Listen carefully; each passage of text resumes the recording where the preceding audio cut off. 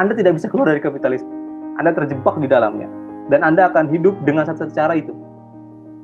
Anda nggak bisa oposisi, Anda nggak bisa kontradiksi. Syarat terjadinya perubahan itu kontradiksi. Kalau Anda berpikir dialektis, itu syaratnya. Jadi ketika nggak ada kontradiksi, nggak ada perubahan. Di dalam masyarakat industri, Anda tidak punya kesempatan untuk berpikir yang lain. Kenapa? Karena Anda akan dipaksa masuk ke dalam sistem itu. One dimensional man, prinsipnya cuma satu. Industri membuat kita tidak punya berpikir dengan cara lain. Industri membuat Anda dipaksa untuk selalu mengejar growth.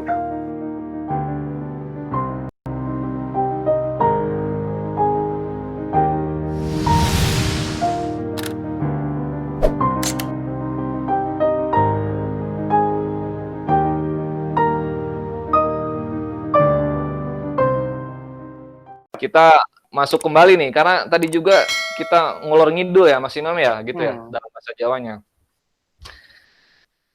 Walaupun mungkin saya berharap dari pertemuan ini, obrol-obrol kita, khususnya di sesi akhir, nanti kita coba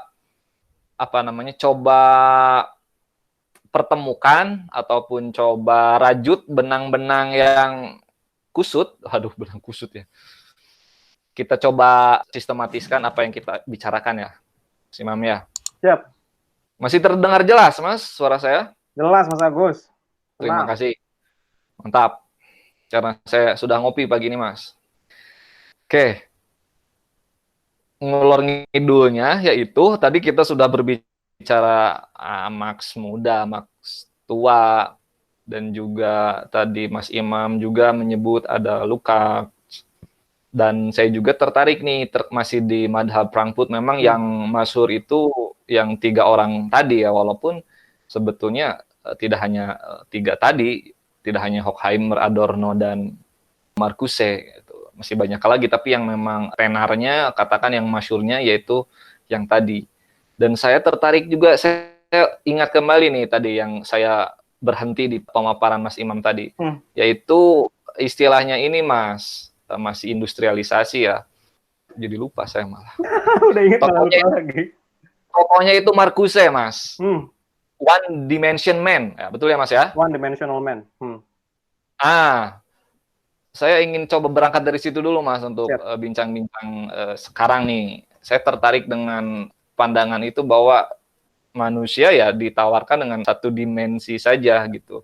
Itu di mazhab Frankfurt generasi pertama ya, Marcuse ini kalau dalam pengamatan saya memang lebih kepada yang skeptis ya. Berbeda kadang-kadang dengan Habermas yang tidak skeptis, ada optimistis gitu, bahwa tidak melulu begitu gitu. Ya artinya tidak hanya industrialisasi dan lain-lain, ini juga masih bisa dinegosiasikan gitu. Yaitu dengan istilahnya dikomunikasikan seperti itu. Ada tindakan komunikatif, karyanya Habermas misalkan. Nah, saya langsung saja nih ke Marcuse ini. Saya tertarik apa yang dicontohkan oleh ya Mas Heru ya dalam beberapa kuliahnya, kuliah teori. Memang kita dihadapkan pada eranya industrialisasi gitu, yang memang memaksa dan kurang tumbuhnya, yang tadi Mas Imam bilang, banyak saya kutip juga, itu emansipatorisnya itu kurang gitu. Dicontohkan misalkan, jadi sorry, saya agak lompat-lompat juga nih. Kalau di tradisi Marx pertama itu yang diproduksi itu kan apa namanya? Yang diproduksi itu kan barang gitu ya. Yang dieksploitasi pun misalkan apa namanya ya aktor produksi.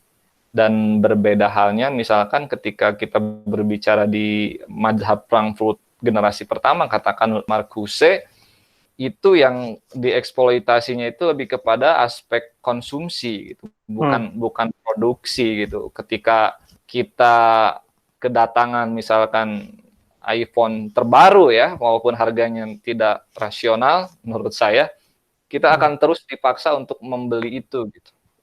Dan terus untuk mengkonsumsi itu gitu. Kita secara tidak sadar ya, kita juga tereksploitasi dengan hal itu.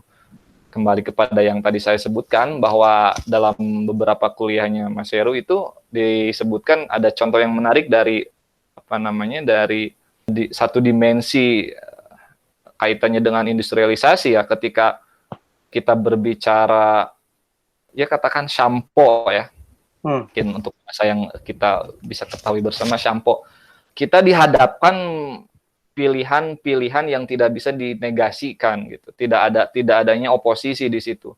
Ya, artinya ketika kita ingin membersihkan rambut kita hanya ditawarkan antara misalkan memilih, saya akan menyebut merek ya, bukan saya mempromosikan juga, memilih Pantene ataupun Rejoice dan lain-lain. Kita tidak dihadapkan dengan pilihan mungkin seperti orang tua kita dulu dengan kita menanam lidah buaya gitu dan lain-lain. Dan ini tidak diperlukan di era sekarang, artinya akan bagaimana kalau ada gerakan-gerakan dengan membuat menanam lidah buaya untuk kesehatan rambut katakan yang diproduksinya itu tentu akan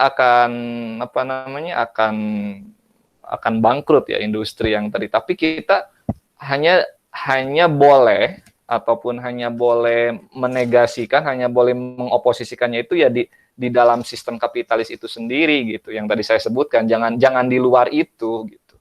Kalau kita tidak memilih Pantene ya mungkin Rejoice-nya ataupun Clear tidak di luar sistem kapitalis itu gitu. Ya tadi saya sebut tidak memilih lantas tidak dengan Pantene yaitu dengan lidah buaya, ya tidak seperti itu gitu. Kita hanya dihadapkan dengan pilihan-pilihan seperti itu, Mas.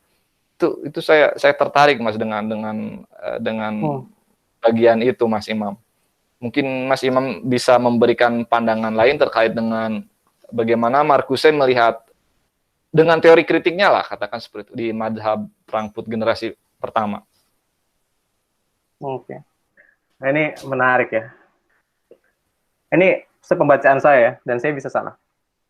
Siap. Kalau ada satu karakter yang hampir membuat misalnya, kalau kita sepakat yang kita sebut sebagai Frankfurt pertama adalah Adorno, Horkheimer, dan Marcuse, ya mungkin Lukács. Kelompok mereka nih yang di tahun 18-an sekian sampai 19-an tengah, sebutlah gitu. Karena Adorno meninggal di 19 berapa sih lupa. Waktu meninggal umur 65 tahun. Kalau tidak saya salah ingat. Lukács meninggal umur 80-an sekian tahun. Nah, di fase-fase itu, kalau ada satu karakter yang membuat mereka mirip antara Marcuse, Adorno, Horkheimer misalnya adalah mereka adalah orang-orang yang merasa pesimis. Serius, mereka tuh sangat pesimis terhadap masa depan. Karena seakan-akan nggak ada jalan keluar. Dan kalau kita baca misalnya One Dimensional Man, itu kan sebuah buku yang buat saya dalam tanda kutip, menggambarkan betapa tertekannya Marcuse, dalam tanda kutip, tertekan. Betapa hopeless-nya Marcuse menghadapi perubahan modern. Ini sebelum saya mau menjelaskan dulu ya. Salah satu yang membuat teori kritis dan mazhab Frankfurt itu menjadi tumbul, sebenarnya itu ada dua persoalan serius. Dan ini akan mempengaruhi hampir semua pemikiran mazhab Frankfurt. Ada dua persoalan serius.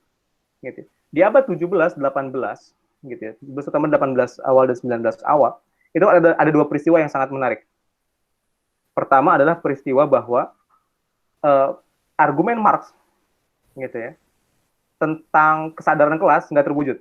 Amerika mengalami Great Depression, tapi nggak muncul kesadaran kelas. Gitu. Di satu sisi, Soviet yang dianggap sebagai perwujudan sosialisme Marx berubah menjadi komunisme yang otoritarian dan totalitarian, yang sama sekali tidak mencerminkan tentang ide-ide Marxian. Gitu ya. Jadi ada dua persoalan serius. Yang pertama, secara empirik, asumsi Marx nggak terbukti. Dan itu membuat para pemikir Marxian ortodoks stres. Mana nih Marxian kok nggak berhasil? Yang kedua, secara teoretik, membuktikan bahwa seluruh perangkat-perangkat ideologis dari Marx dan perangkat-perangkat epistemologi Marx untuk menjelaskan perubahan masyarakat nggak terbukti. Maka, pemikir kritis muncul atas kritik kenyataan itu. Itu dulu. Makanya kalau kita baca pemikir-pemikir awal kayak Adorno, Horkheimer, Marcuse, termasuk One Dimensional Man, sebenarnya itu dia kritik. Dia mengkritik apa? Dia mengkritik dua-duanya. Kapitalisme dan Soviet dikritik bersama. Dikritik bersama, dihajar habis-habisan dua-duanya. Kenapa? Karena dua-duanya menurut Horkheimer, menurut Marcuse, ini premisnya Marcuse ya, kedua-duanya ini menciptakan One Dimensional Man yang one dimensional itu prinsipnya gara-gara industri kita nggak akan punya kontradiksi. Dan kita ngerti kalau kita baca Marx, tanpa kontradiksi nggak ada perubahan. Syarat terjadinya perubahan itu kontradiksi. Kalau Anda berpikir dialektis itu syaratnya. Jadi ketika nggak ada kontradiksi, nggak ada perubahan. Di dalam masyarakat industri, Anda tidak punya kesempatan untuk berpikir yang lain. Kenapa? Karena Anda akan dipaksa masuk ke dalam sistem itu. Anda tadi seperti yang Mas Agus bilang, saya sepakat betul.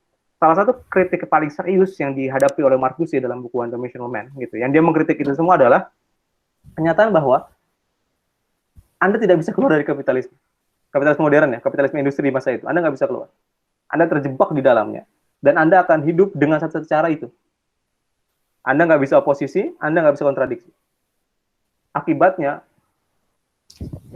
orang kayak Adorno, bahkan Adorno ya, saya pikir Adorno tuh satu sisi salah satu pemikir, Adorno dan Marcuse terutama ya, adalah dua pemikir yang paling pesimis terhadap masa depan.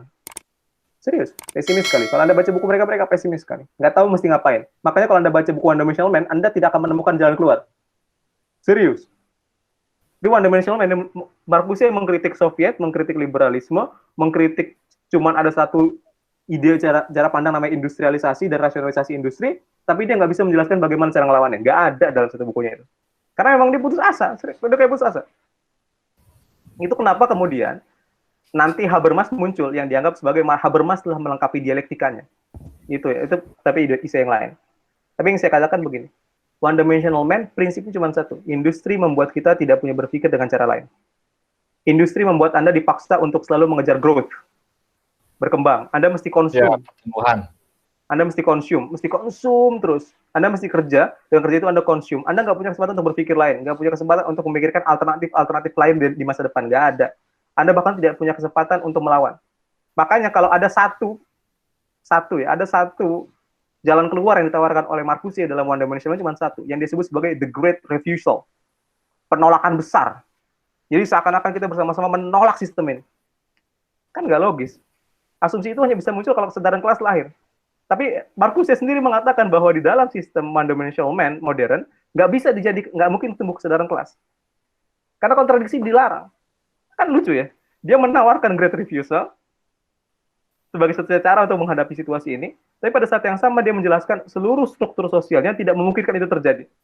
Bayangin, betapa pusingnya orang yang bisa sampai pemikir besar yang jadi mercusuar bagi sebuah mazhab yang dianggap kritis, kemudian bisa menulis dalam kondisi mental yang kayak gitu. Dia menulis dengan sadar, menawarkan sebuah jalan keluar yang dia tahu nggak mungkin tercapai. Bayangin betapa stres orang kalau menulis kayak gitu. Itu yang saya bilang pemikir-pemikir awal mazhab Frankfurt awal, terutama Marcuse dan Adorno itu orang-orang yang putus asa. Kalau Anda tanya sama sekarang, Pas, apakah pemikir kritis masih ada nggak yang putus ada? Contoh yang putus asa ya, kayak menurut saya, Zizek. Zizek orang putus asa. Nggak tahu dia mesti diapain di masyarakat kita sekarang. Makanya Zizek tawaran, ini ngalor ngidul yang lain. Zizek tawaran cuma satu, berhenti sebenar, lalu kita mulai berpikir kita mau ngapain. Itu tawaran di Zizek. Adorno lebih absurd lagi. Dia menawarkan Great Refusal, tapi dia tahu betul bahwa Great Refusal nggak mungkin terjadi dalam masyarakat yang satu dimensi. Kira-kira itu kalau baca bukunya. Saya menyarankan baca buku itu. Kalau Anda ingin merasakan yang saya bilang ya, bagaimana seorang pemikir bisa putus asa kepada ide yang dia lakukan sendiri. Baca Anda. Siap. Menarik, Mas Imam. Karena ngulur ngidul ya, kita tadi ngulon ngidul sekarang, Mas ya. Siap, ngidul sekarang. Kemana kita ngidul? Ngulon ngidul ya. Ya, sekarang tadi dibahas juga dari Marcuse ya di generasi pertama